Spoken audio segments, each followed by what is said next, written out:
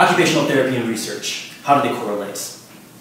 As OTs, we rely on research for the accurate presentation of evidence-based practice. In this video, we will be presenting many facts about research in the profession of occupational therapy. Not all research is done in the lab with test tubes and chemicals. Occupational therapists are constantly testing interventions in everyday life to constantly improve on the treatment of patients. But first, we took to the streets to see what you, the public, think about research. We're from the OT program at Mary. We just have one question. Yeah. What do you think research is? Research. What does it mean to you? It's usually a study that's done to find out the understanding of the subject or something. Thank you. That's all we needed. Thank you so much, sir. All right. All right, we were wondering, what does research mean to you? What comes to mind when you think of research?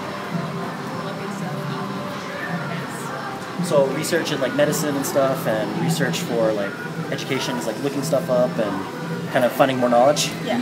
All right, thank you very much. Yep. Thanks. What does research mean to you? You hear the word research, what do you think of? Finding stuff, I guess. Like learning stuff.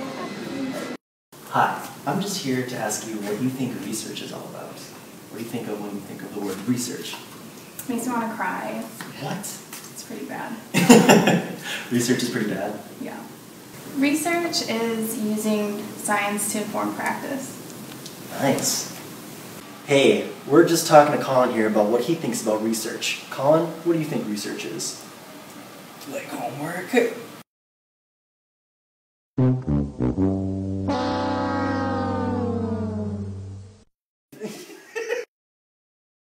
As you can see, many different people have an opinion about what research is.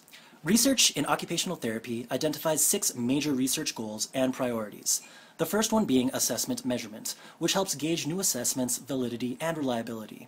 The second is intervention research, which discovers new patient treatment methods.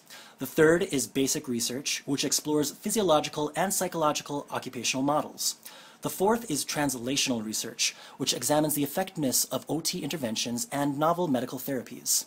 The fifth is the health services research, which design and implement therapy approaches and different strategies for rehab patients. The sixth is research training, which helps prepare doctoral students as well as financially supports research.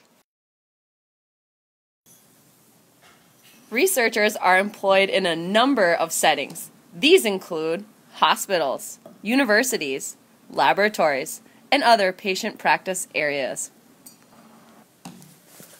Science. The study of research benefits not only potential patients but also healthcare practitioners. Research expands the base of knowledge available to occupational therapists and works to improve the quality of life for persons with developmental, physical, cognitive, and mental disorders. Research strengthens and validates the profession of occupational therapy. This emphasis on intervention prevention, translational, and health services research is consistent with the American Occupational Therapy Association's centennial vision of occupational therapy as a powerful, widely recognized, science-driven, and evidence-based profession.